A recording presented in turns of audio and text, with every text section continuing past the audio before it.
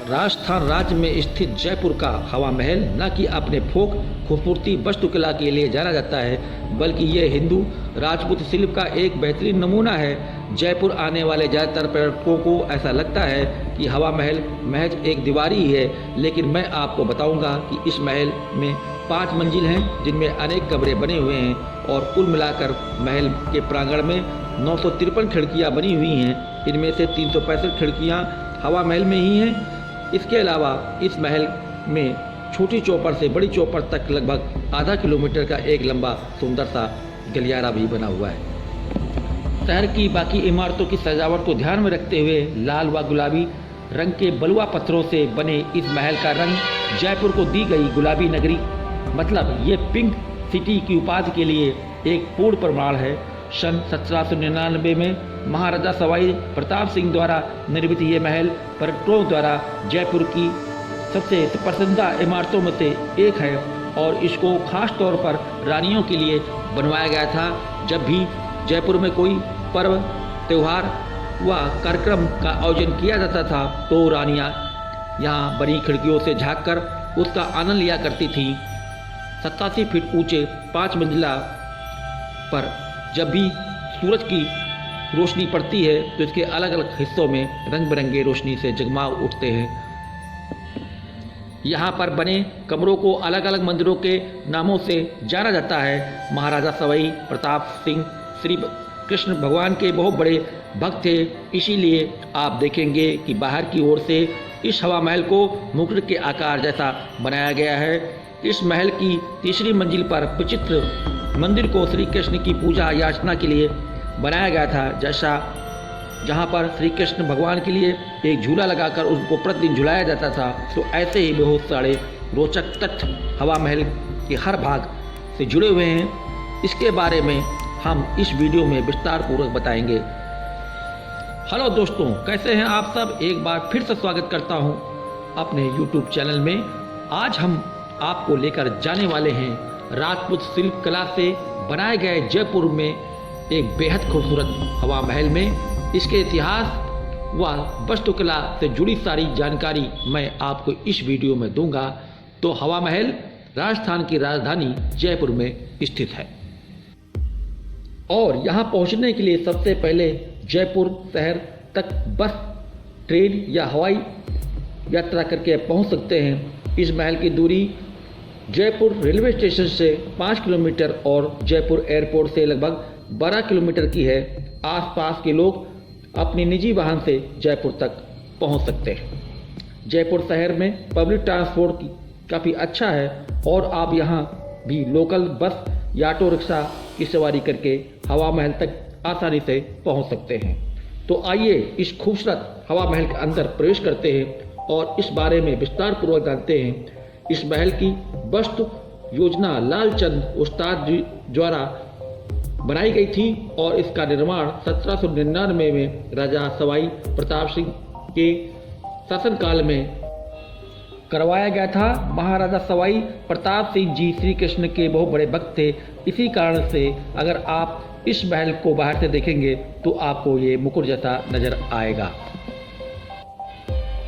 सुबह सुबह सूर्य की सुनहरी रोशनी में यह महल को चमकते हुए देखना अनोखा एहसास देता है। इस महल के पूरे भागों को अलग अलग मंदिर के नाम से जाना जाता है। इसके प्रथम तल को यानी सबसे निचले भाग को कहा जाता है शरद मंदिर। तो सर्दियों के समय सारे कार्यक्रम यहीं पर आयोजित किए जाते हैं।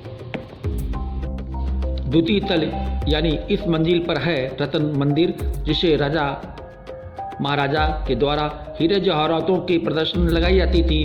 और तृतीय तल यानी तीसरे मंजिल पर है विचित्र मंदिर, जिसमें भगवान श्री कृष्ण की पूजा यात्रा की जाती थी। चौथे मंजिल पर है प्रकाश, जहां पर सूर्य व चंद्रमा से संबंधित त्योहारों को मनाया जाता था। और पांचवें तल यानी 5वीं मंजिल पर है हवा मंदिर, जिसमें चारों तरफ से काफ़ी अच्छी तरह से हवा आती है। यहाँ सामने की तरफ एक फव्वारा बनाया गया था, जो आज भी रोजाना शाम को ये फव्वारा चलाया जाता है, जिससे यहाँ का माहौल भाई बहुत ही खुशनुमा हो जाता है। यहाँ पर लोग प्रदर्शनी, त्यौहार या किसी भी तरह के कार्यक्रम को देखने के लिए आया करते थे तो रानियां का निवास स्थान सिटी पैलेस हुआ करता था। सिटी पैलेस से जंतर मंतर होते हुए रानियां यहाँ पर बने गलियारा से हवा महल तक पहुँचती थी और यहाँ पर होने वाले कार्यक्रमों का आनंद लिया करती थी। मैं आपको एक जानकारी के लिए बता देता हूँ, हवा महल की देखरेख राजस्थान सरकार का पुरातत्व विभाग करता है। सन 2005 में 50 साल के लंबे समय के बाद इस महल की मरम्मत व नवीनीकरण कराया गया था, जिसका लगभग खर्चा 45,689 लाख रुपए आया था। चलिए आइए अब देखते हैं इस हवा महल के सबसे पहली मंजिल पर बना सबसे खास कक्ष, जिसको कहा जाता है शरद मंदिर। इस कक्ष को खास तौर पर इसलिए बनाया गया था जिसमें यहाँ पर बनी खिड़कियों के सामने बैठकर मुख्य रानी यहाँ से होने वाले कार्यक्रम को देख सके। चलिए दोस्तों, आपको लेकर चलता हूँ इसकी दूसरी मंजिल पर, जहाँ पर देखेंगे रतन महल। तो आप ऊपर जाने के लिए कुछ इस तरह का रास्ता बनाया गया है। इसी रास्ते का उपयोग करके रानियाँ ऊपर जाया करती थी। उनको यहाँ ले जाने के लिए व्हील चेयर का इस्तेमाल किया जाता था। उस समय रानियाँ बहुत ही भारी वस्त्र व आभूषण पहना करती थी, इसीलिए उनको व्हील चेयर को 2 दासियाँ पकड़कर आगे से चलती थी और 2 दासियाँ पीछे से चलती थी। यहाँ पर ज़मीन पर ऐसा रैंप इसलिए बनाया गया था जिसकी व्हील चेयर को पकड़ अच्छे से मिल सके। महल के इस भाग को कहा जाता है रतन महल और इस कक्ष को भी रानियाँ सामने होने वाले कार्यक्रमों को दिखा करती थी। थोड़ा आगे चलते ही आपको एक बरामदा दिखाई पड़ेगा और यहाँ से आप देखेंगे कि छोटी छोटी खिड़कियाँ बनाई गई हैं, जो यहाँ जो भी कार्यक्रम या त्यौहार आयोजित किए जाते थे, रानियाँ उनको अंदर से व दासियाँ इन खिड़कियों से दिखा करती थी। नीचे जो गलियारा बने हैं, यहाँ पर उस ज़मीन में आम जनता अपनी दुकान लगाया करती थी। इन गलियारों का एक और फ़ायदा ये था कि इनके ऊपर छत होने की वजह से यहाँ चलने वाले आम लोगों को धूप व बारिश से बचा होता था। यहाँ आप देखेंगे कि यहाँ बड़ा सा बरामदा बना हुआ है और सामने ये सारा हिस्सा आप देख रहे हैं उस ज़माने में नहीं था, बल्कि ये बाद में बनाया गया है। केवल बीच में जो हिस्सा बना है वो पहले था, जिसमें खड़े होकर रानियाँ महाराजा आने वाले महाराजा को पुष्प वर्षा किया करती थी। चलिए दोस्तों, चलते हैं इस महल के अगले भाग में, जिसको कहा जाता है विचित्र मंदिर। तो हम विचित्र मंदिर पहुंच चुके हैं। यहाँ जो झरोखे जो दिख रहे हैं, यहाँ खड़े होकर रानी यहाँ होने वाले कार्यक्रमों की तैयारी को देखा करती थी। इन झरोखों को इसलिए बनाया गया था क्योंकि उस समय प्रथा चलती थी, इसको रानियाँ नीचे देख सकती थी, लेकिन नीचे वाला शख्स रानियों को नहीं दे सकता था। यह विचित्र मंदिर खास तौर पर श्री कृष्ण पूजा याचना के लिए बनाया गया था। चलिए अब हम बात करते हैं इस महल के अगले भाग की, जिसे प्रकाश मंदिर कहा जाता है। यहाँ भी देखेंगे कि महल की बाकी हिस्सों की तरह यहाँ खिड़कियाँ व झरोखे बनाए गए हैं। यहाँ भी दिखेगा कि विचित्र मंदिर की तरह यहाँ भी रेलिंग लगाई गई हैं। जब भी कभी सूर्य व चंद्रमा से संबंधित कोई पर्व या त्यौहार मनाया जाता है, जैसा कि करवा चौथ, तो इसी प्रकाश मंदिर में मनाया जाता है। आइए अब चलते हैं इस महल की सबसे ऊपरी मंजिल, जिसको कहा जाता है हवा मंदिर।